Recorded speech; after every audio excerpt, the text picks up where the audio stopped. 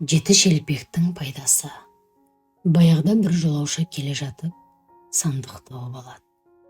Ашып қараса, ішінде алтын тас жатыр екен.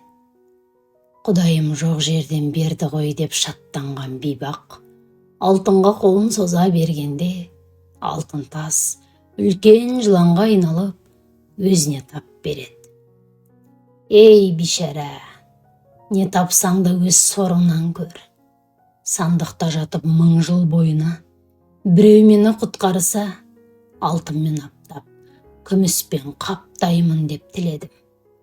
Бірақ мені ешкім құтқармады.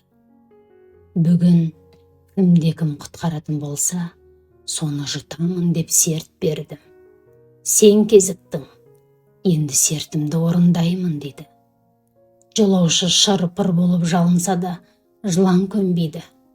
Кенет 30 жолаушыны оның көзі шалады.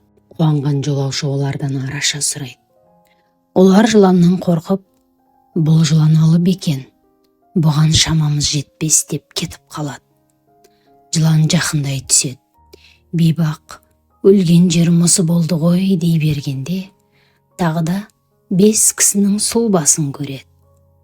Жолаушы, құтқар, құтқар деп жалынады. 30-дың шамасы жетпегенде, бізден не күтесің деп, олар да кетіп қалады. Жылан төне түседі. Бейбақ иманын үйреді. Сол кезде бір аласа бойлы адам келе қалады. Ей жылан, мына бейбақтың не жазығы бар деп сұрайды. Жылан мән-жайды баяндап болған соң, 30-дан қайыр, 5 жаннан пайда болмағанда, сен не істей аласың? Жолыңнан қалма дейді жылан.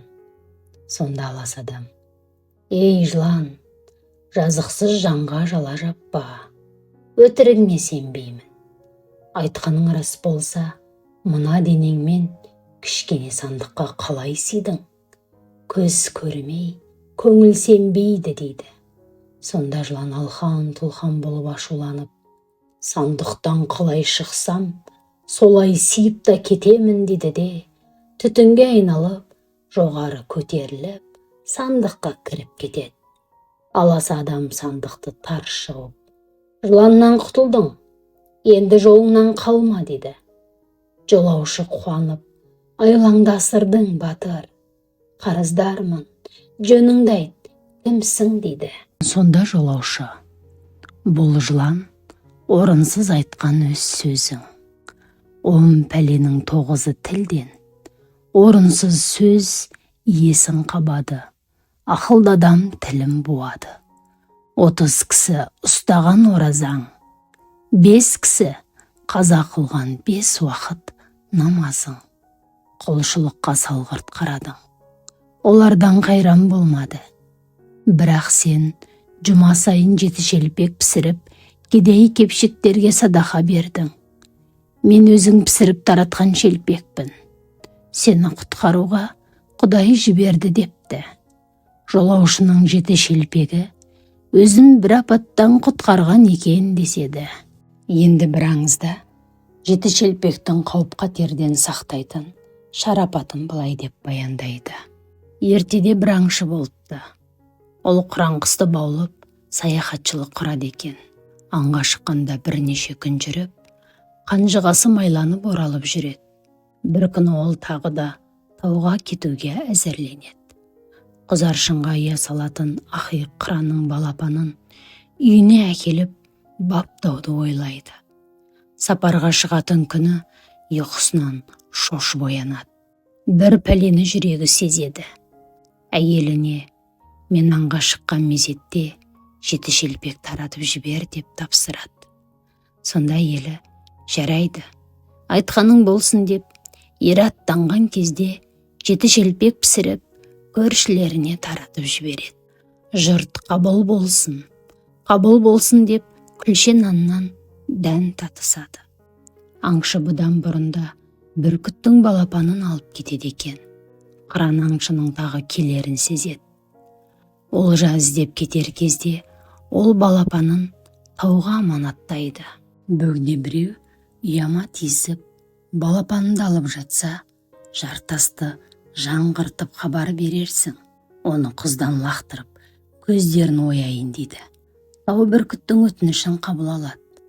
Біршама уақыттан соң Құран ұяға келсе, балапан жоқ. Ол аңшының алып кеткенін біліп, қатты налиды. Тауға, саған хабар жеткіз деп едім ғой, балапанымды неге беріп жібердің деп ренжиді. Сонда тау, мен саған хабар бергім келген. Бірақ аңшы балаңдалып жатқанда, 7 күш 7 жағымнан басып, тырп еткізбеді. Қозғалуға мұршам болмады деп ақталыпты.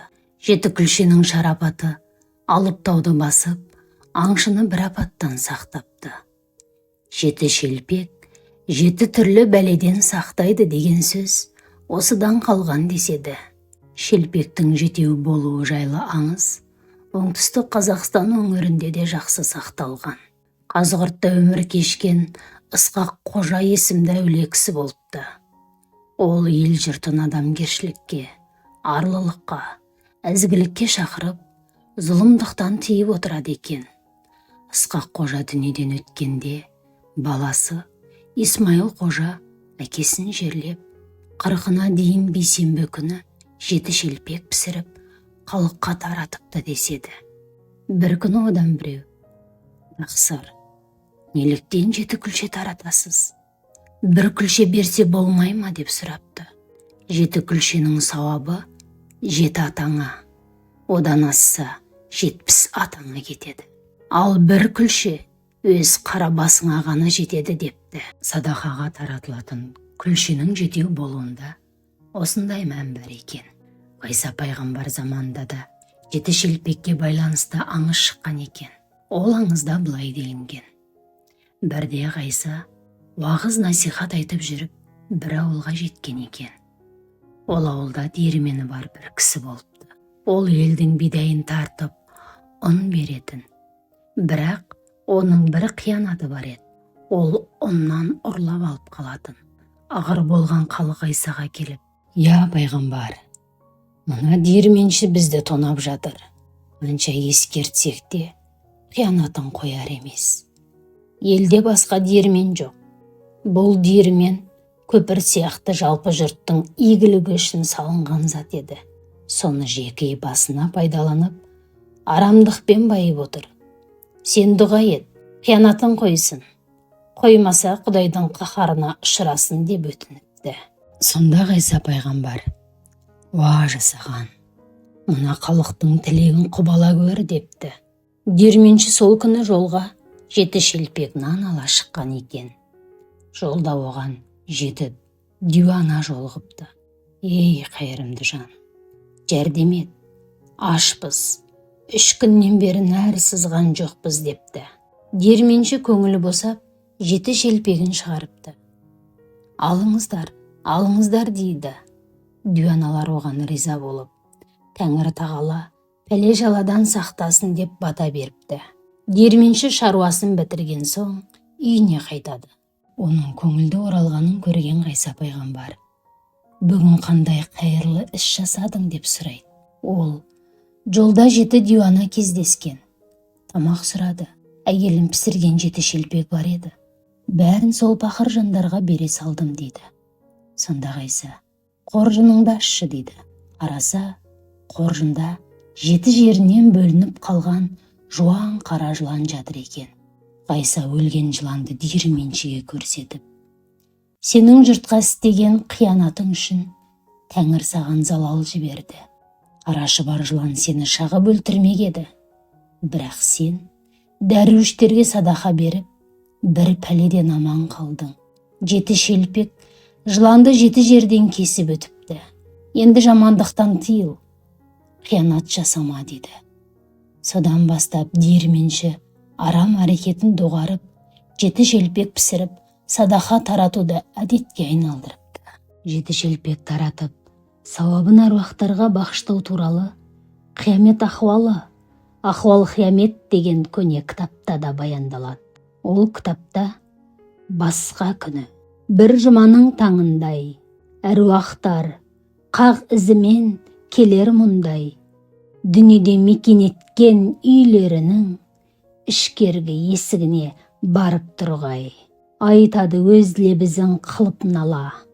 Садаха, үзім нанды бергін пана. Бұл күнде баршасына мұқтажым бар. Дұғадан мен елеусіз тастамаңдар деген үзінділер бар екен. Нәсәфидің Лауази деген кітабында бейсенбі мен жұма күндері 7 күлше таратқанның сауабы мол деп жазылған екен.